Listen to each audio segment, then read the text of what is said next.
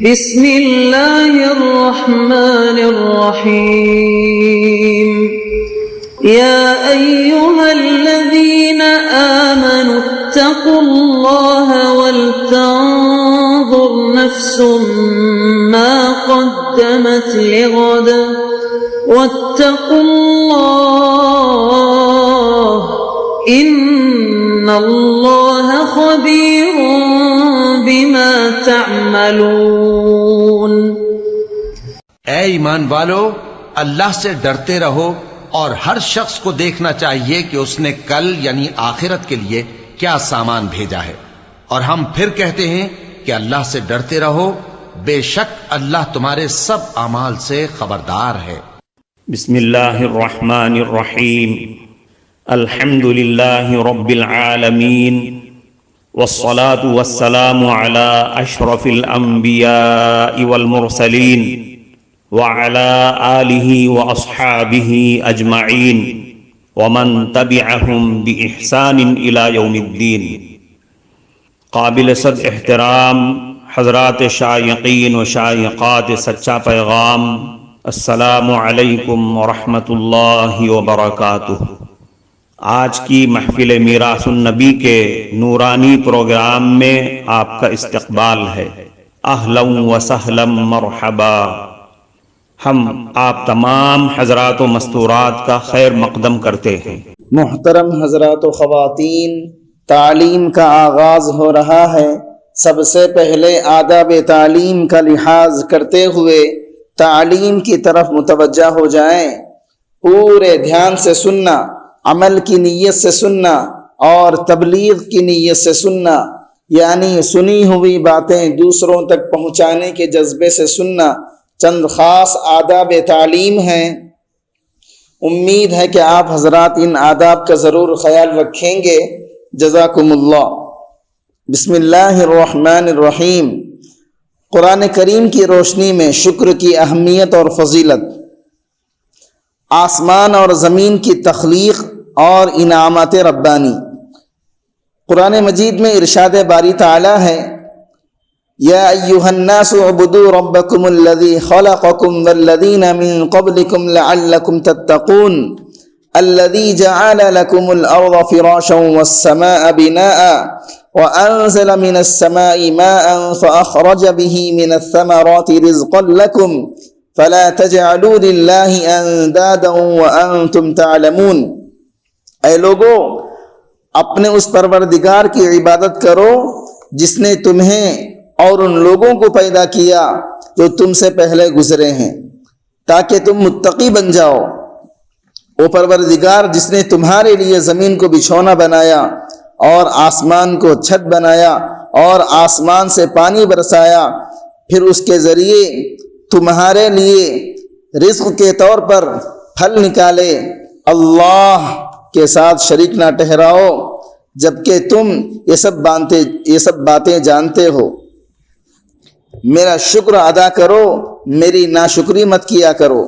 قرآن مجید میں ارشاد باری تعالی ہے، فاذکرونی اذکرکم واشکروا لی ولا تکفرون۔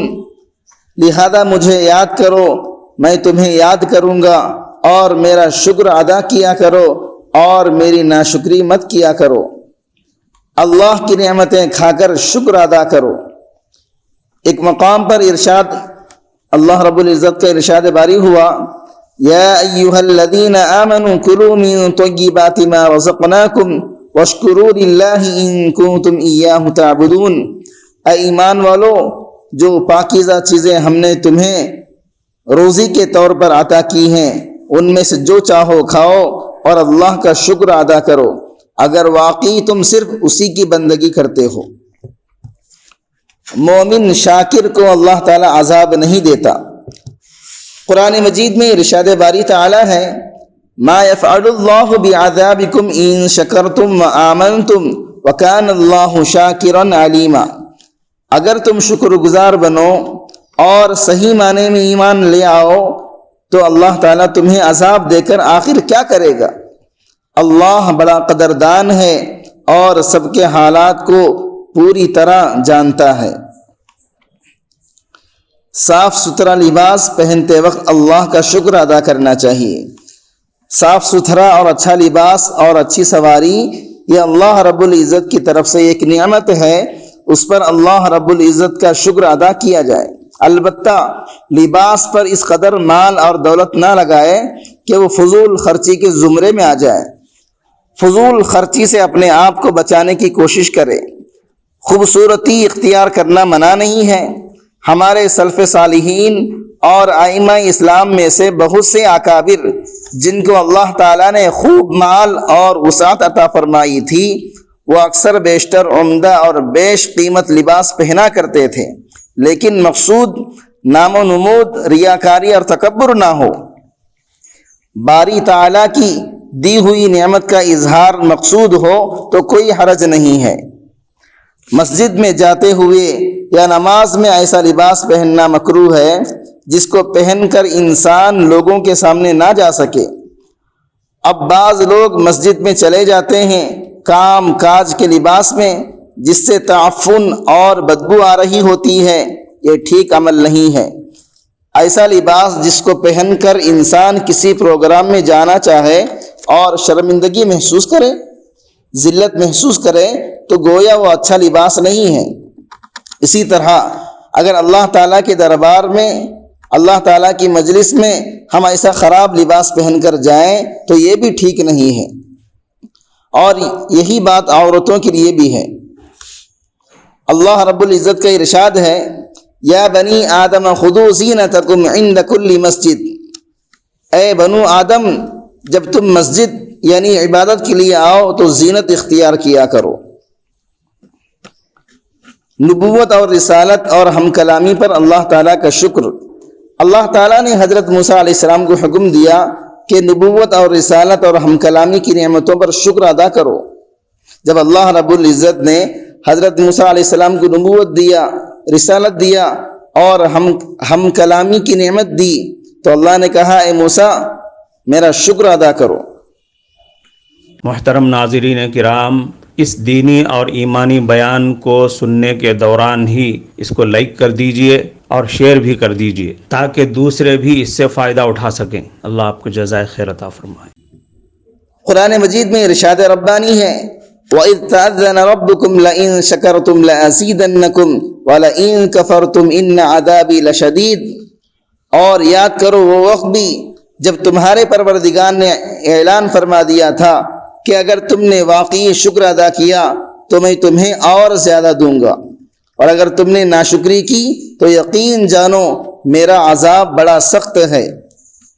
آیت کا مطلب یہ ہے، یہ بات یاد رکھنے کی ہے کہ اللہ تعالیٰ نے یہ اعلان کر دیا ہے، یہ اعلان عام فرما دیا ہے، اگر تم نے میری نعمتوں کا شکر ادا کیا، ان کو میری نافرمانیوں اور ناجائز کاموں میں خرچ نہ کیا اور اپنے اعمال اور افعال کو میری مرضی کے مطابق بنانے کی کوشش کی، تو میں ان نعمتوں کو اور زیادہ بڑھا دوں گا۔ یہ زیادتی نعمتوں کی مقدار میں بھی ہو سکتی ہے اور ان کی بقا اور دوام میں بھی ہو سکتی ہے۔ رسول اکرم صلی اللہ علیہ وسلم نے فرمایا، جس آدمی کو شکر ادا کرنے کی توفیق مل گئی وہ کبھی نعمتوں میں برکت اور زیادت سے محروم نہ ہوگا، اور فرمایا کہ اگر میری نعمتوں کی ناشکری کی تو میرا عذاب بھی بڑا سخت ہے۔ ناشکری کا حاصل یہی ہے کہ اللہ تعالیٰ کی نعمتوں کو اس کی نافرمانی اور ناجائز کاموں میں صرف کرے، یا اس کے فرائض اور واجبات کی ادائیگی میں سستی کرے، اور کفران نعمت کا عذاب شدید دنیا میں بھی ہو سکتا ہے کہ نعمت سلب ہو جائے، یا ایسی مصیبت میں گرفتار ہو جائے کہ نعمت کا فائدہ نہ اٹھا سکے اور آخرت میں بھی عذاب میں گرفتار ہو جائے۔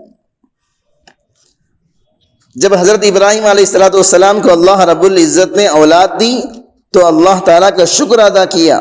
الحمدللہ الذی وہب لی علی الکبر اسماعیل و اسحاق ان ربی لسمیع الدعاء، تمام تعریفیں اللہ کے لیے ہیں جس نے مجھے بڑھاپے میں اسماعیل اور اسحاق جیسے بیٹے عطا فرمائے، بے شک میرا رب بڑا دعائیں سننے والا ہے۔ جانوروں کی تسخیر پر اللہ تعالیٰ کا شکر ادا کریں، یعنی ایسے بڑے بڑے جانور جو ہم میں سے جسے میں اور طاقت میں کہیں زیادہ ہیں، یعنی جسمانی اعتبار سے اور طاقت میں کہیں زیادہ ہیں، ہمارے قبضے میں کر دیے کہ ہم ان سے طرح طرح کی خدمات لیتے ہیں اور کیسی آسانی سے ذبح کر لیتے ہیں۔ یہ اللہ تعالیٰ کا بڑا احسان ہے جس کا شکر ادا کرنا چاہیے۔ وَهُوَ الَّذِي سَخَّرَ الْبَحْرَ لِتَأْكُلُوا مِنْهُ لَحْمًا طَرِيًّا وَتَسْتَخْرِجُوا مِنْهُ حِلْيَةً تَلْبَسُونَهَا وَتَرَى الْفُلْكَ مَوَاخِرَ فِيهِ وَلِتَبْتَغُوا مِنْ فَضْلِهِ وَلَعَلَّكُمْ تَشْكُرُونَ، اور وہی ہے جس نے سمندر کو کام پر لگا دیا تاکہ تم اس سے تازہ گوشت کھاؤ اور اس سے وہ زیورات نکالو جو تم پہنتے ہو، اور تم دیکھتے ہو کہ اس نے کشتیاں پانی کو چیرتی ہوئی چلتی ہیں تاکہ تم اللہ تعالیٰ کا فضل تلاش کرو، تاکہ تم شکر گزار بن جاؤ۔ وَهُوَ الَّذِي سَخَّرَ الْبَحْرَ، اور اسی نے سمندر کو تمہاری خدمت پر لگا دیا ہے، یعنی ایسا بنایا ہے کہ تم اس سے طرح طرح کے فائدے حاصل کرتے ہو، اس میں جہاز چلاتے ہو، کشتیاں چلاتے ہو، سمندر سے مچھلیاں پکڑتے ہو اور سمندر سے موتیاں حاصل کرتے ہو۔ لِتَأْكُلُوا مِنْهُ لَحْمًا طَرِيًّا، اور اس میں سے تازہ تازہ گوشت کھاؤ، یعنی مچھلیاں کھاؤ۔ مچھلی میں ہر گوشت سے زیادہ رطوبت ہے، اس لیے مچھلی کا گوشت بہت جلد خراب ہو جاتا ہے۔ چونکہ لعابیات کی وجہ سے مچھلی کا گوشت آنتوں سے چپک جاتا ہے، اس لیے اس کو کھانے کے بعد پیاس زیادہ لگتی ہے۔ گوشت کی گرمی یا خشکی موجب تشنگی نہیں ہوتی۔ اللہ کی عجیب حکمت ہے کہ تلخ، نمکین اور غلیظ پانی سے ایسی تر و تازہ، شیریں، لطیف چیز اس نے پیدا کی۔ وَتَسْتَخْرِجُوا مِنْهُ حِلْيَةً تَلْبَسُونَهَا، اور اس میں سے موتیوں کا ہار نکالتے ہو جس کو تم پہنتے ہو۔ وَتَرَى الْفُلْكَ مَوَاخِرَ فِيهِ، اور تم کشتیوں کو دیکھو، وہ پانی کو چیرتی ہوئی چلی جا رہی ہیں۔